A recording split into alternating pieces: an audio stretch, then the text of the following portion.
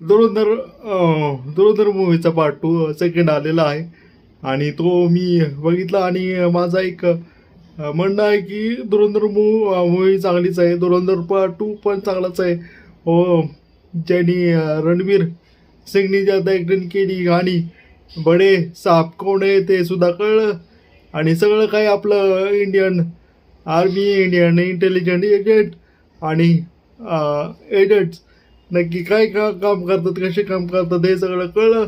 आणि धुरंधर 2 ही जी मूवी जेव्हापासून रिलीज झालंय तेव्हापासून ज्यांनी हा पिक्चर बघितला ते ते ह्या पिक्चरबद्दल काही म्हणत नाहीत, परंतु ज्यांनी पिक्चर नाही बघितला आणि ज्यांना नाही बघायचा तोच या पिक्चरचा लय मोठा धक्का वाजवतात की हा पिक्चर असंच आहे तसंच आहे.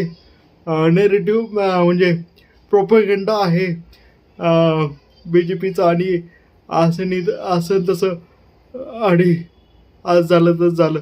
पण मी बोलतो काय पण असू द्या, त्यांनी प्रोपगेंडा कोणाबद्दल केला आहे? पाकिस्तानबद्दल. पहिली गोष्ट असतंय तर असू दे की प्रोपगेंडा आहे की आमचा, असू द्या, चांगली गोष्ट आहे ती. काहीतरी करून दाखवलं, पण नाही त्यात पण दाखवायचं की आम्हीच कसं काय, तुम्ही करताय ते चुकीचं आहे. आपण पिक्चर बदलं, कोण म्हणलं पिक्चर चांगला नाही? पिक्चर तर लईच चांगला आहे. त्यातली ॲक्टिंग ते नवीन केलेले जे प्रयोग होते, जसं की मार्वेल असेल किंवा इतर ॲनिमल असेल किंवा बाकीचे जे पिक्चर आहेत त्यांना सगळ्यांना मागं टाकून धुरंधर पार्ट 2 हा पिक्चर खूपच मस्त आहे मित्रांनो आणि प्रत्येकाने हा पिक्चर जाऊन बघितलाच पाहिजे. बाकीच्यांचं काय पण म्हणणं असू द्या, परंतु हा पिक्चर खूपच चांगला आहे. आणि जसं की जे म्हणतात की एजंडा हा एजंडा कोणाविरुद्ध आहे? तर पाकिस्तानविरुद्ध. मग असला तर चांगलाच आहे ना.